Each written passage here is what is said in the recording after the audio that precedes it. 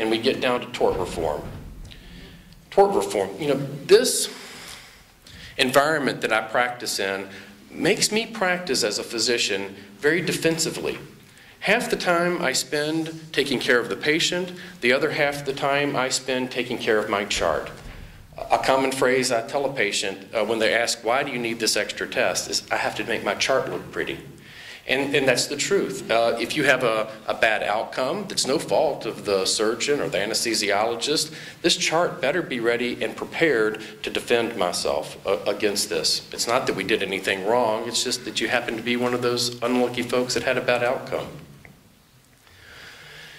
We need more free market approach to reducing medical costs that empower the consumer and not the federal government. These suggestions can be implemented very quickly and easily and would not endanger our current system of medical care. Cost savings would be realized immediately, while long-term solutions for the rising cost of Medicare and Medicaid can continue to be worked on. There's something that has come up over the last couple of years, and it's called pay for performance. We call it P for P for short. And what that is the government has then, through Medicare, implemented certain metrics that we have to meet. One of them that came down the pipeline first was normothermia in the recovery room. Now what that means is when I take a patient from the operating room to the recovery room, their temperature has to be within this narrow range. If it's not, they'll decrease the payment to the surgeon, the hospital, as well as the anesthesiologist. Well, it sure sounds good. I mean, it's better to be warm than it is to be cold, and there's some good scientific evidence that says you may have some decreased infection and a little bit of better outcome. But the reality of what happens is the case goes along. These operating rooms are so cold. We keep them cold for a reason. One, bacteria doesn't like to grow in a cold environment, and these surgeons are all draped up with these hot lights on them, and you want your surgeon to be comfortable when he's doing this meticulous surgery. And the last thing you want to happen is him dripping sweat into your open wound.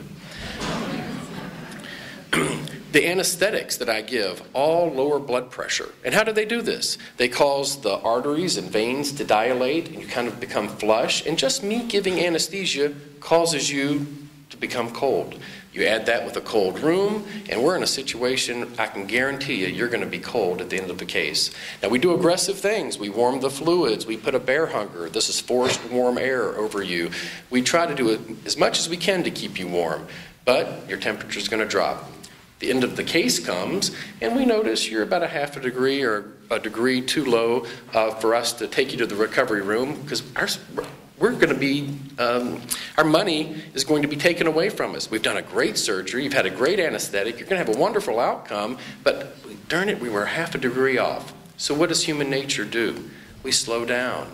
Well, let's wake this patient up slowly. Let's crank the room up. Let's put some extra blankets on them. Let's just take our time moving them from the bed to the stretcher. So we delay things 5-10 minutes as we kind of move out of the room. What has happened now? These operating rooms are very expensive, and they charge us by the minute.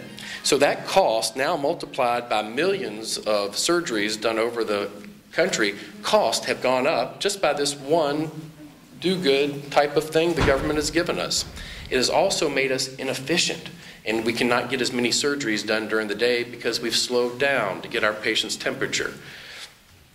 This is just an example of where the best of intentions have unintended consequences.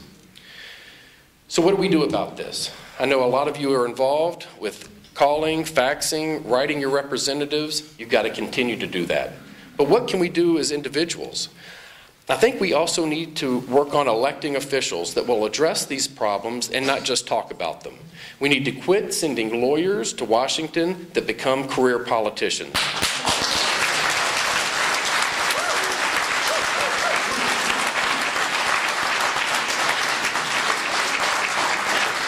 All these lawyers know how to do is make laws, regulations, and create bureaucracies. We need to find candidates that are doctors, teachers, small business owners, and then and only then will we the people have a voice in this country's future.